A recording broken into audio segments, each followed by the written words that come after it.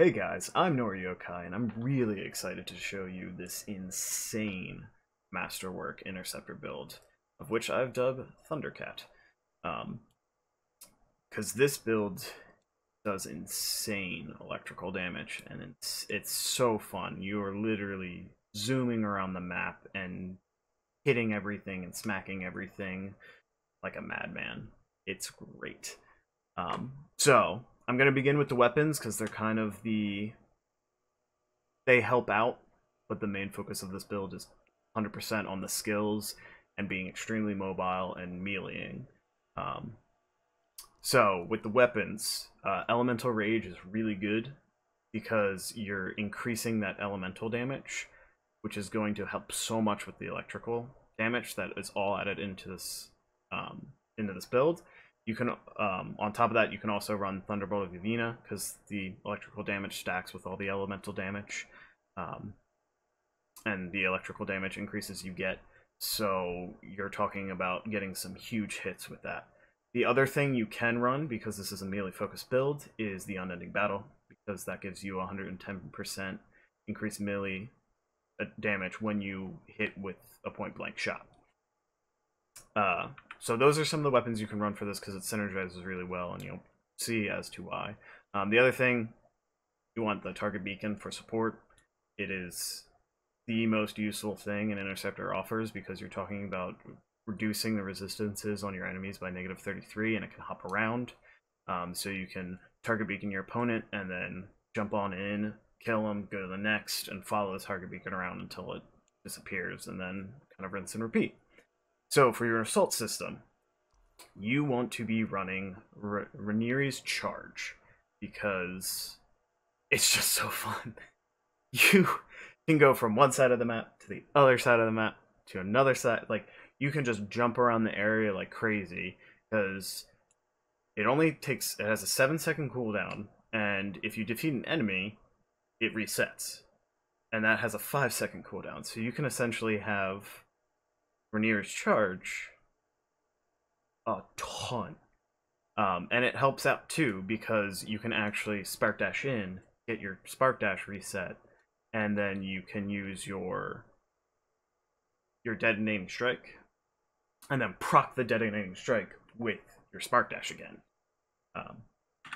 So as we look over on the Detonating Strike side, which is called Carif's Talon, the Masterwork, the added bonus to this is it instantly restores 35% health after defeating an enemy. So this makes it really good for both clearing ads and keeping you alive when you're talking about doing Grandmaster 1 or Grandmaster 2 content.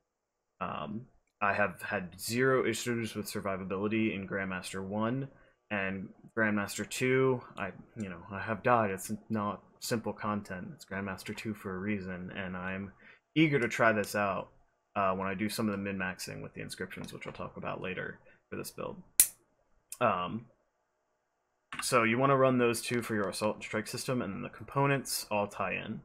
So Way of the Swift, you're talking about an assault system increased by 5%, so your Spark Dash is increased by 5, and will increase your Detonating Strike by 50%. Isn't a huge deal. Detonating Strike does a decent amount of damage. You're talking about 6-7k at this level when you're hitting with it, which is nice, but there's better. And namely in the Spark Dash, there's better. So you're not too worried about synergizing these two together. It helps the more you synergize using both Way of the Swift and then also using Talisman of Power, because Talisman of Power is essentially just the reverse, where when you use your strike system, you're buffing your assault system. So you're getting your Spark Dash to have 50% increased damage, which then makes it put some huge numbers out. And you're talking about these massive increases on this, where I was getting hits between 25k and 28k when I'm synergizing everything properly. And then from that, the other thing that adds this huge bonus to this is this Conductive Lattice. Because this is just doing a straight increase to your electrical damage, your electricity resistance, and also just the gear cooldown. So that 7 seconds is even less. Like you're just getting stuff back extremely quickly this build. It feels really good as an interceptor to zoom around and go crazy and just see all these explosions. It just feels so good. And then on top of that, you're talking about adding a detonation of electrical explosions every 3 hits on your melee strikes, which pairs with the weapons and everything else. So you're talking, if you get your elemental rage at 20 and you have target beacon on and you're hitting these people 3 times in a row, you're talking about adding upwards of 6 to 8k at the end of every 3 strikes, which happens so quickly, it's insane. And then on top of that, you obviously want Vengeance Matrix, because that's just 50% increased damage across the board, and you honestly can't avoid that. And the damage you take, I haven't seen any issues with survivability in it thus far. You also want Way of Resolve, because you're talking about increasing the Interceptor's melee damage, which is what you're going to be doing a lot, because you want to proc that Conductive Lattice. And you're going to be dashing a lot, too, because you're an Interceptor. Why wouldn't you be dashing all around? So you're going to have an extra 40 on that. So you're doing a ton of melee damage. And then you're also talking about Way of the Bold, which will just increase your electrical output damage, because you're going to be comboing with that, and you're going to get the electrical aura, and you have all these things to synergize to create your electricity to do way more damage. And then also you get the armor restore, which is huge. More survivability for the Interceptor. It's just great to run around and use this. Like, that being said, I would always, I would take my Elemental Rage, I would get the 20 stacks, and then I would prime the target beacon, and then I would dash in with my Spark Dash, hit with my Detonating Strike, and then I would Spark Dash again, because it's already off cooldown, and I'm talking about doing insane hits, those 25 to 28k. And on top of that, just being really good with survival and just being extremely mobile. This seems like an insane build. Like, it will struggle for bosses, because essentially all you're going to end up doing is throwing your target beacon on the boss, priming with your Elemental Rage, dashing in with your Spark Strike, and just dodging out of there. Because you don't want to get hit by that, because it will still hurt, even at Grandmaster 1. Grandmaster 2, you might die, but it's like a high risk for boss fights. But in Legendary Contracts and free play, it excels, because you can just get around so quickly, you can help out your teammates, you can just do so much with it. That being said, here's a little bit of gameplay of both Grandmaster 1 and 2 for you. Enjoy. Hey guys, I just wanted to begin talking and showing you that I'm going into a Grandmaster 2 Legendary Contract with a few of my buddies that I met on stream. I do play with my followers, so feel free to stop by and I will be more than happy to, play with you, help you farm out some stuff. I'm really enjoying the game thus far. That being said, I did want to talk about a little bit about the inscriptions for all of your gear that will benefit the most from this. In an order of priority, it goes elemental damage to pair with all the electricity damage. You'll want anything that increases your assault system damage, because that will increase your spark dash, and that is where your biggest gains will be, because you're talking about something that's hitting for 20,000. If you add 10%, that's an extra 2,000 damage. And I have components that have 50% increased damage for my assault system, or just gear damage in general. Those two are essentially the same, except the gear is overall. You'll want to also look for aura combo effect, because that will increase the damage that aura is outputting, and then on top of that, the very last thing you're looking for is kind of physical, because that will improve just your melee damage. But you can also look for defensive things if you're having some defensive issues with everything, but this is the beginning of said legendary contract, so I hope you enjoy the gameplay, and if you have any questions or comments, just leave them down below.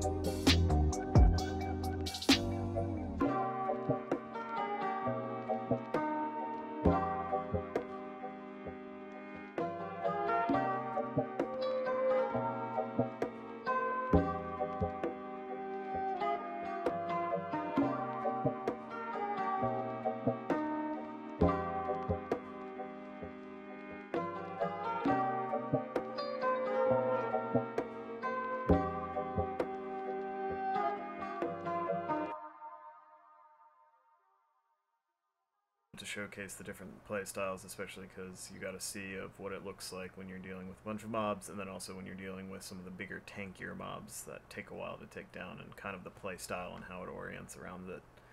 I hope you're enjoying everything with this. Feel free to come over to Twitch. It's just twitch.tv/NoriYokai. Give me a follow and just, come hang out and be more than happy to answer questions there.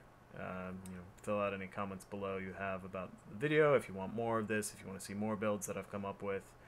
I'll try and be posting them daily if I can, and showcasing some of the higher content gameplay for you guys. And I will be on every day at 9 Eastern on Twitch, so feel free to come check me out. Have a good one, guys.